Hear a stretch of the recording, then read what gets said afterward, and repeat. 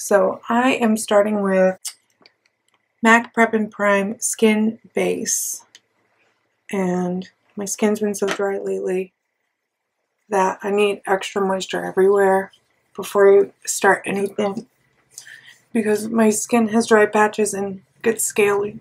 So I'm just gonna basically bathe in this. So I take the majority of my little amount here for my whole face. I take with L'Oreal Paris number 202 Infallible Pro Glow, which is my favorite foundation ever in life. So I take about 3 drops of the NYX Total Control in shade Vanilla, just for that yellow undertone. Now I'm going to take a Real Techniques blending sponge, especially around the nose. Smile lines always get me. So now I'm just going to warm up my face because I'm going to use Hoola Light on my MAC 135 brush. Classic. I'm just going to dust slightly over these cheeks. I'm almost going in a vertical, circular motion.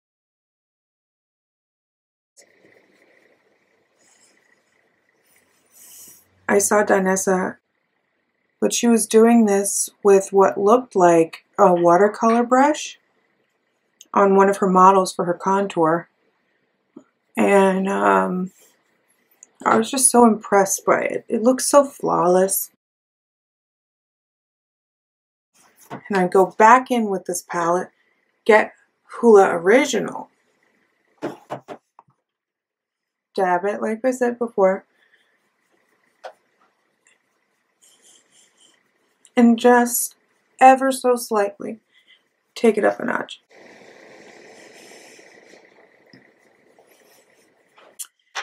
So last night I didn't use any concealer. I just used those 3 foundation shades and this Patrick Star setting powder, and I was very shocked and surprised that I didn't need concealer, but it really photographed really well. That sweet pimple right there. This powder like melts into nothing. It's so amazing. Alright, so let's get down to the meat of the matter. I took both of the Anastasia Beverly Hills Fall Release palettes, and I've been playing with them a lot, actually. I've been playing with them ever since I got them. I really wanted to give them an honest review, and honestly, I never had really any issues with this palette. I know that a lot of people have, a lot of people haven't. There's been so much drama, but, you know, I think it's all about your technique, right? So I have watched videos with people who place color like I do and then blend, and it's worked out fine. And I've seen people who like to swipe and swipe like windshield wipers, and that's where I think the problem is. I'm using Lime Crime, Velveteen, and Shroom,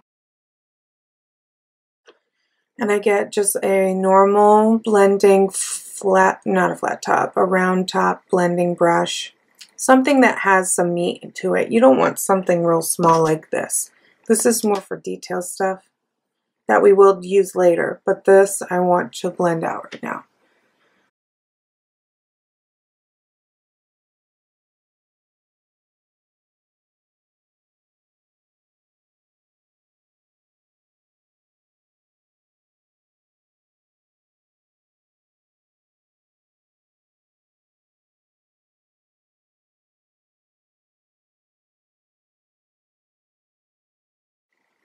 Alright, so now I've got my base down. Looks really nice. I take Lure from the Anastasia palette, this color here. And same brush, real fluffy. I do 2 dabs of this. And what I'm going to do is go, you see where my eye crease is here? I'm going to go right above it with this color.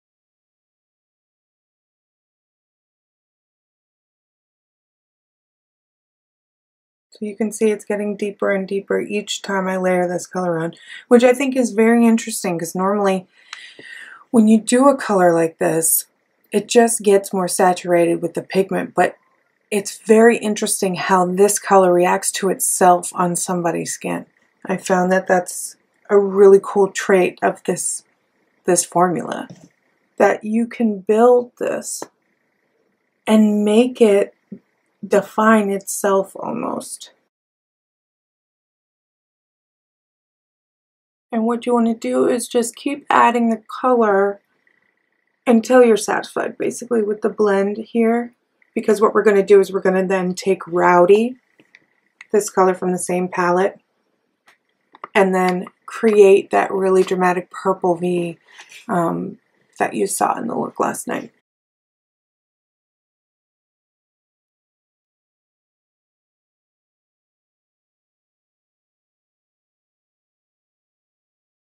All right, now that I've placed my color, I'm going to take another synthetic blending brush in order to get that blend really well together.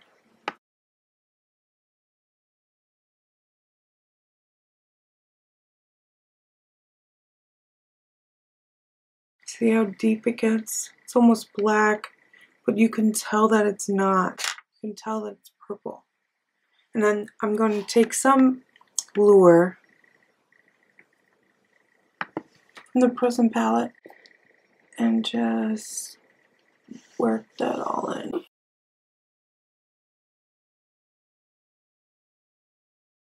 Because I had a really nice angular, almost triangular edge to this. So I'm going to take a natural bristled brush here and I'm just going to tame this.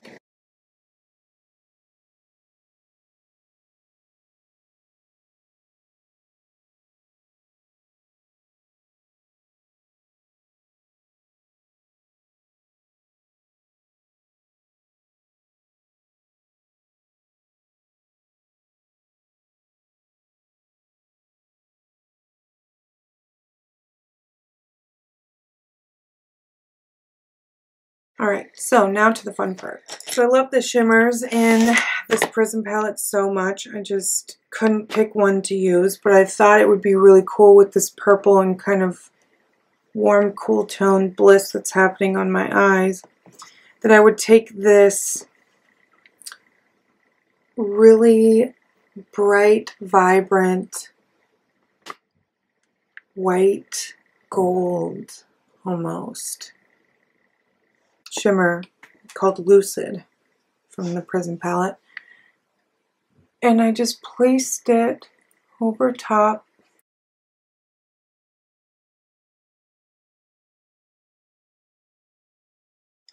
purple pink frost effect. Now you can still see that gold peeking through, which is so great to me. I think it adds such a cool dimension to it. I don't know if you can see it right now, but it looks really cool to me anyway.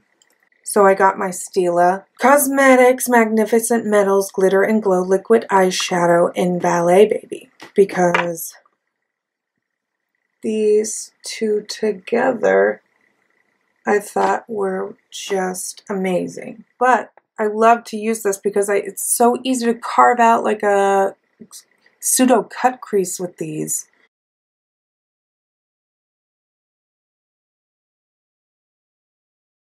I'm going to take the blending brush we used to blend out this tail here. So that's a little bit of product on it.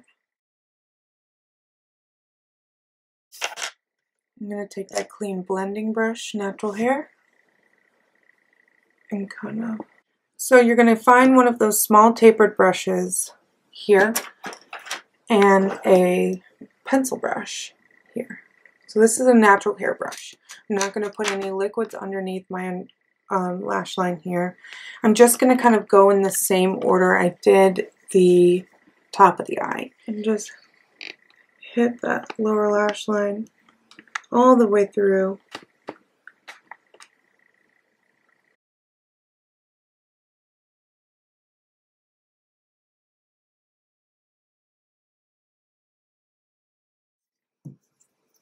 Alright, so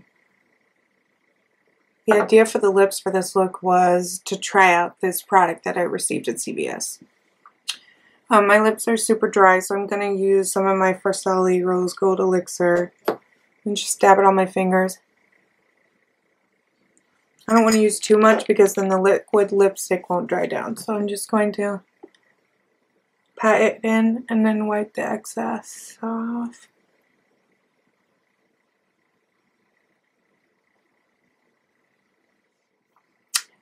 I didn't want this to be a review of a product, but it's going to end up being that way. I got the Tattoo Junkie kit, glitter kit, at CVS yesterday, and I do like the lipstick, don't get me wrong, but it dries too fast for the glitter, and it doesn't come with an adhesive. So what I decided to do last night was switch the lip color up to Cindy by Lime Crime, another velveteen, and go in with that.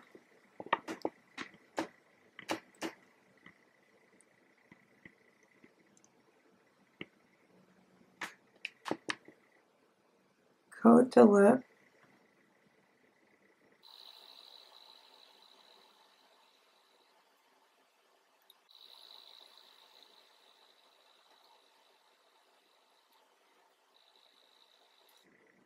And these take just a little bit to dry down, so it's really ideal for this kind of thing. Or you can get a, you know, a glitter glue that you can put on your lips. So it's still tacky, which is wonderful. That's where you want it to be. Tacky, not 100% dry. And I got pencil brush, stuck it in the glitter. I tried not to overload every time that I would go in and pat. Because if you're not careful, this will have a gray cast if you put too much glitter in the same area. It'll get this weird gray color, and you want that orange. You want that copper tone to show through. You don't want the white of the glitter. See what I mean? We're just going to spread that out.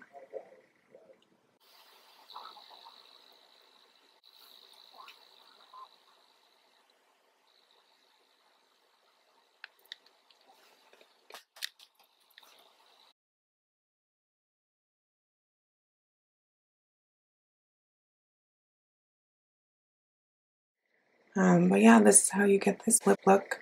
It's really easy and goes really well. I thought it matched that transition color Lure right here really nicely, as well as the contour.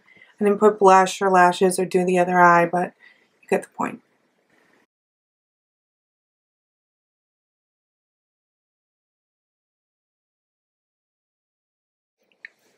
Ta-da!